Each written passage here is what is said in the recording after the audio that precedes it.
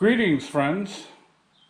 As always, it's an extremely high honor to welcome you back to Rick's Garage, such as it is today. I apologize, I have not been posting videos lately. If you're familiar with my channel, you know I'm well into my 70s here, and I've had a bit of a health problem that I'm hoping is behind me now, and so this is the first video I've posted in a little while. What I'm working on is this Altima, 2006 Altima. I bought it for my son when he was in high school. We've had it for about 9 years now. He still drives it even though he's graduated college and he's working. He can well afford a better car, but he seems to like this one. I've got it up on my lift stands from Lift Stands Incorporated. They're actually partnered with a new company. I'll leave a link.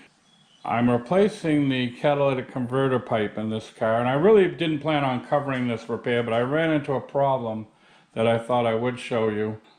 The reason I was not going to cover this repair is my son was in a hurry to get the car, and anytime you film a job, it usually takes 3 times longer to do it. So I just wanted to cover the issue I had. I don't really have an explanation, but I'll show you what the problem was. Well, friends, this is the issue. I'm replacing this catalytic converter pipe. As you can see, the flex part of it is broken open. I installed this pipe on the car about, you can hear my trusty German Shepherd barking up there. I apologize for that. Some poor unfortunate soul must be walking by. So anyway, getting back to this, I'm replacing this catalytic converter pipe. You can see the flex part is broken open. If you buy an aftermarket catalytic converter, sometimes they don't have enough of what they need. I think they put precious metals in them. That's why people steal these things. And they don't have enough to keep the engine light out. Sometimes when you put an aftermarket catalytic converter on, the engine light will stay on. This one here I put in about 9 years ago on the car, and fortunately it did keep the engine light out all this time. Now it depends on the make. I've had good luck with Nissans using aftermarket parts like this, but if you've got a Toyota, forget it. Don't even try to put an aftermarket catalytic converter on it. It will not shut off the engine light. Some states it's illegal to buy an aftermarket catalytic converter. I know California probably is one. I think New York State might be another. But here in Massachusetts, it's legal to put them on. The problem I ran into is it had the wrong flange, the new one that came in. It's too big. And I'll show you on the website, according to eBay's, where I got this, according to eBay's guaranteed fit, this is the correct one for my car, but the flange doesn't fit. So now there aren't any real good options here. Sometimes you have to improvise, and that's what I've done. I could have sent this, the new pipe back.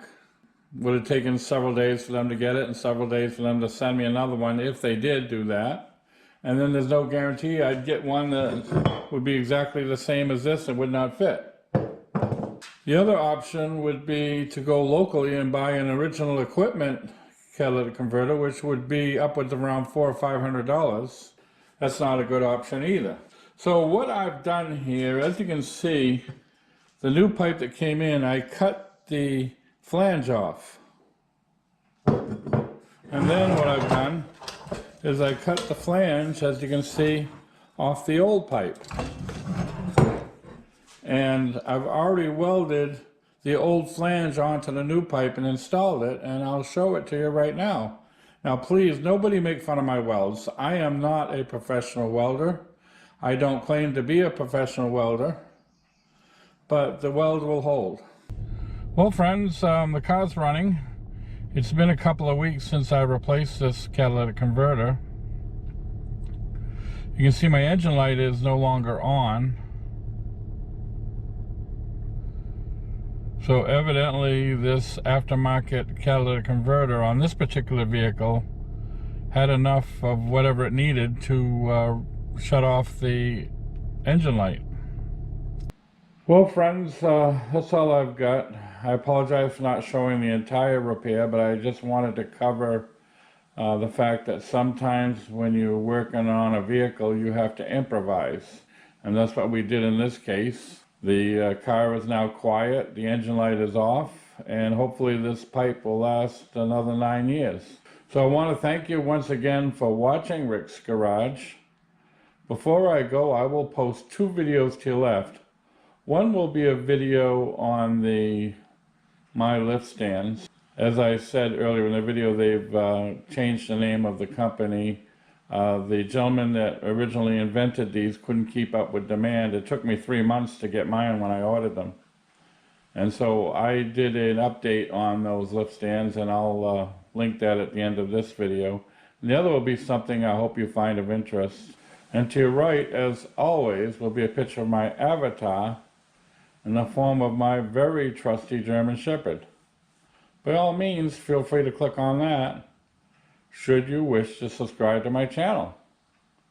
So thanks again for watching, and we hope to see you all very, very soon.